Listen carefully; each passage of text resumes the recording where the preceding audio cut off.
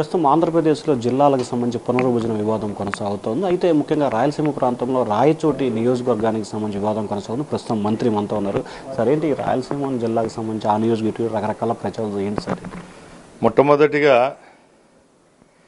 కూటమి ప్రభుత్వం ఏర్పాటైన తర్వాత ఈ 16-18 నెలల్లోనే ఎన్నో సంక్షేమ అభివృద్ధి కార్యక్రమాలు జరుగుతున్నాయి.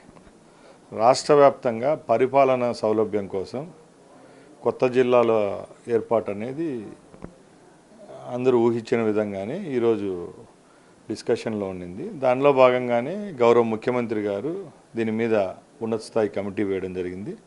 దానిలో మంత్రివర్గ ఉపసంఘం ఎవరైతే ఉన్నారో దాంట్లో 8 మంది సీనియర్ మంత్రులు కూడా కాన్స్టిట్యూట్ చేశారు. వాళ్ళు కూడా అక్కడున్న భౌగోళిక పరిస్థితులు, అక్కడున్న రాజకీయ పరిస్థితులు అన్నీ వేరేజ్ వేసుకొని ముఖ్యమంత్రి గారికి ఒక డీటెయిల్ రిపోర్ట్ సమర్పించడం జరిగింది. దానిలో భాగంగానే నిన్న 27వ తారీఖున గెజిట్ నోటిఫికేషన్ రావడం జరిగింది. ముఖ్యంగా అదంతా పక్కన పెడితే మాకు సంబంధించి గత ప్రభుత్వంలో అన్నమయ్య జిల్లా కేంద్రం ఏర్పాటు చేయడం జరిగింది. దాంట్లో ఆ జిల్లాలో 4 నియోజకవర్గాలు పూర్వపు చిత్తూరు జిల్లా తోటి, 3 నియోజకవర్గాలు ఉమ్మడి కడప జిల్లాలో రావడం జరిగింది. దానికి ఏదైతే హెడ్ క్వార్టర్ ఉంటుందో రాయచోటి పట్టణాన్ని చేయడం ఇప్పటి వరకు కొనసాగింపు జరుగుతూ ఉంది.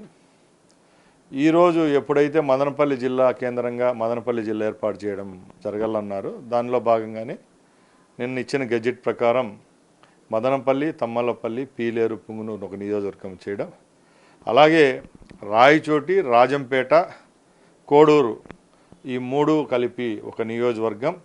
దాంట్లో రాజంపేటలో ఉన్న 2 మండలాలు ఏవైతే కడప జిల్లాలో ఉన్నాయో ఆ 2 మండలాల్లో కలిపి ఇప్పుడు ఒక జిల్లా కేంద్రంగా రాయచోటిని ఉంచి అన్నమయ్య జిల్లాగా కొనసాగింపు అనేది జరగడం జరిగిందండి. ముఖ్యమంత్రి గారి ఉద్దేశం, అలాగే మా ఉపసంఘం మంత్రివర్గంలో కూడా అక్కడున్న పరిస్థితులు బేరీజు వేసుకొని ఈ యొక్క చర్యలకు పూనుకోవడం జరిగింది. ఇంకా ఎక్కడ కాంట్రవర్సీ అయితే లేదండి. ఎందుకంటే ఏదైతే మదనపల్లి ప్రాంతం వాసులు, ఆ చుట్టుపక్కల ఉన్న వాళ్ళు మాకు జిల్లా కావాలన్నారు, వాళ్ళకి ఇవ్వడం జరిగింది.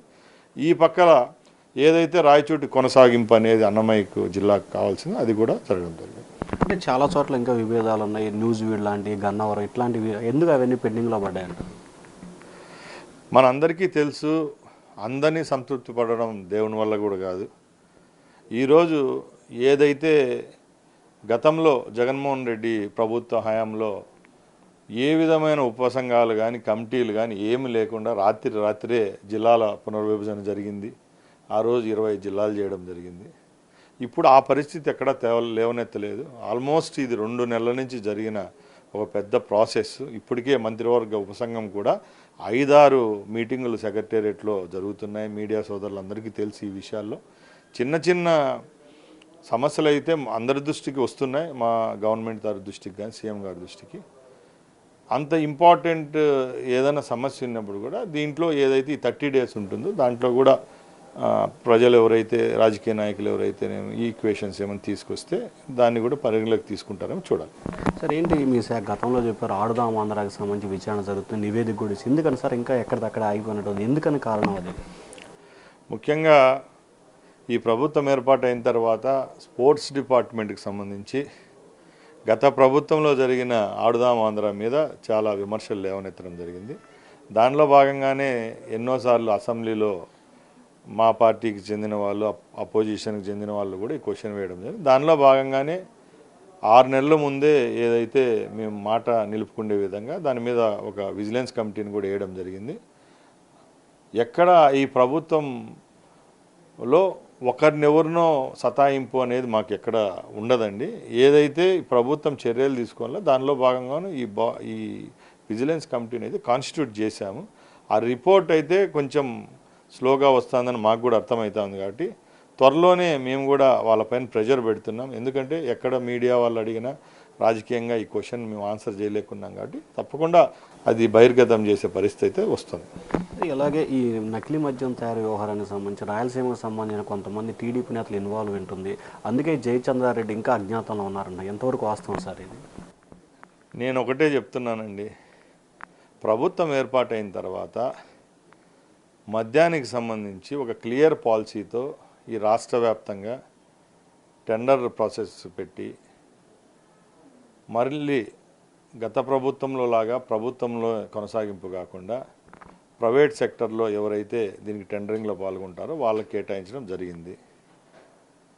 మేము జగన్మోహన్ రెడ్డి లాగా ప్రపంచమంతా ఒక సిస్టంలో పోతా అంటే ఆయనకు అనుకూలమైన కంపెనీలు బ్రూవరీస్ లిక్కర్ కంపెనీలు స్థాపించి ఓ 10 బ్రాండ్లకు పరిమితం చేసి ఆ మందే అమ్మే పరిస్థితి నుంచి గ్లోబల్గా రాష్ట్ర వ్యాప్తంగా ముందు 5 సంవత్సరాల ముందు ఏదైతే జగన్ పరిపాలన కంటే ముందు ఏ విధంగా పాలసీ ఉందో దాన్ని తీసుకొని రావడం జరిగింది.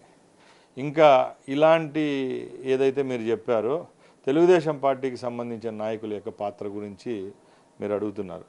నేను ఒకటే చెప్తున్నా, లిక్కర్కు సంబంధించి ఇది జరిగిన 6 నెలల ముందే దీనికి సంబంధించిన బడా నాయకులు రాష్ట్రంలో ఎవరైతే గత ముఖ్యమంత్రికి రక్త సంబంధికులు బంధుమిత్రులు ఆయన అనుయాయులు వాళ్ళంతా జైల్లో ఊచలు లెక్క పెడతా ఉంటే మా పార్టీకి సంబంధించిన నాయకుల విషయంలో ఎప్పుడైతే ఈ విషయం బయటకు వస్తానంటే మా ముఖ్యమంత్రి గారు రెండో మాట ఆలోచించకుండా చర్యలు తీసుకోవడం జరిగింది. అంతే తప్పక ఎక్కడ ఉపేక్షించడం అయితే జరగలేదు. మేము ఒకటే చెప్తున్నాం, పార్టీ పరంగా ఎప్పుడు ప్రభుత్వానికి చెడ్డ పేరు తెచ్చే వ్యక్తులైనా చెడ్డ పేరు తెచ్చే కుటుంబాలైనా ఎవరైనా కూడా చట్టం పరిధిలోకి వచ్చే వాళ్ళను ఎప్పుడూ వదిలే ప్రసక్తి లేదని ముఖ్యమంత్రి గారు చెప్పారు. అదే జరుగుతోంది. సో ఇది మొత్తం మీరు చూసుకుంటే ఏదైతే రాయచోటి జిల్లాకు సంబంధించి ఎటువంటి మార్పులు చేయకుండా కావాలని కొంతమంది చేస్తున్న రాద్ధాంతాన్ని కట్టిపేయడని చెప్పి మంత్రి రాంప్రసాద్ రెడ్డి అంటారు. Vote studio. For more videos like this, subscribe Big TV channel.